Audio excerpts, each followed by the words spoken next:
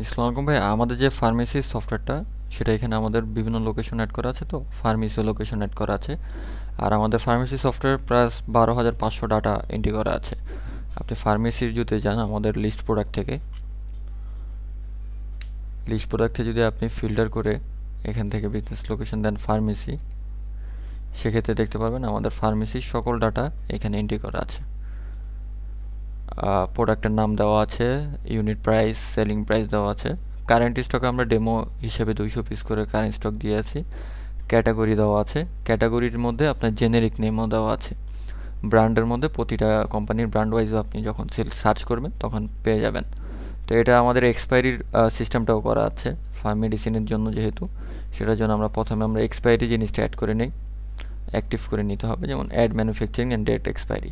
আর এখানে হলো stop and selling and days before, মানে কয়দিন আগে থেকে আপনি এটা চাইলে আপনি কিপ সেলিং করে যেতে পারেন, অথবা আপনি স্টপ করতে পারেন। ধরেন আমি সাপোজ 2 দিন আগে থেকেই, যেদিন আমার এক্সপায়ারি হবে তার 2 দিন আগে থেকে আমি ওষুধটা বিক্রি করার থেকে বিরত থাকবো।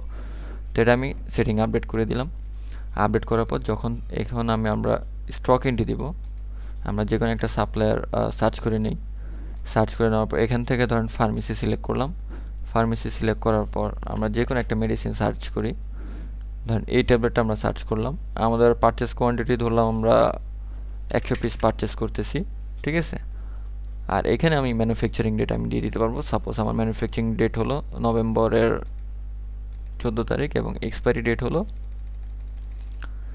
ধরেন এপ্রিলের 2026 সালের 2 তারিখে। এটা দিয়ে তারপর আমাদের পেমেন্টের যে বিষয়টা, আমরা এখান থেকে পেমেন্ট স্ট্যাটাস করে পারচেস করে নিলেই আমাদের প্রোডাক্টটা স্টক হয়ে যাবে, প্লাস এটার ম্যানুফ্যাকচারিং এবং এক্সপায়ারি ডেট। যেমন এক্সপায়ারি ডেট আমার এখন দেওয়া আছে 2 এপ্রিল 2026। তা আমার মেডিসিনটা আমি এপ্রিলের 1 তারিখ থেকে আমি এটা সেল করতে পারবো না, যেহেতু আমরা 2 দিন আগে থেকেই সেলিং অফ করে দিছি। এটা অটোমেটিকলি আপনার দেখাবে যে এটা এক্সপায়ার্ড হয়ে গেছে।